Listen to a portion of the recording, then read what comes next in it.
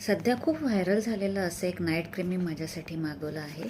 ते आहे क्लेचं cream, rituals of Japan असं त्याचं नाव आहे.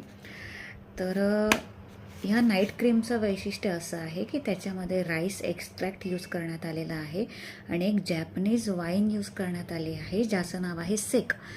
तर it is very effective probiotic which helps to regulate the skin's microflora. तर ह्याच्यामध्ये जॅपनीज टेक्निकने ही क्रीम बनवण्यात आलं आहे असं म्हणत आहे.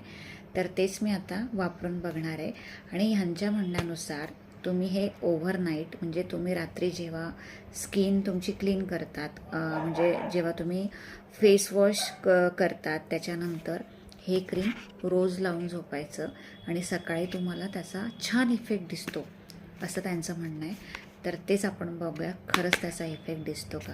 तर आता मी माझं फेस वॉश केलेलं आहे. आता हे मी लावून बघते चेहऱ्याला.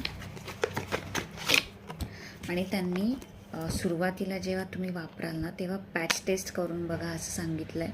मी करून पाहिली होती पॅच टेस्ट, तर मला स्किनला त्याचा काही वाईट परिणाम जाणवला नाही. त्याच्यामुळे मी आता हे लावते. तर त्याचं टेक्स्चर साधारणपणे हे असं आहे. यू कॅन सी असं व्हाईट कलरचं खूप असं हाताला खूप असं सॉफ्ट असं वाटणारं क्रीम आहे. तुम्ही बघू शकतात अशा पद्धतीचं. आणि ते तुमच्या चेहऱ्यावर इव्हनली स्प्रेड करायचं असं त्यांनी म्हटलं आहे. असं असं पातळ लेअर असं लावायचं मास्क सारखा.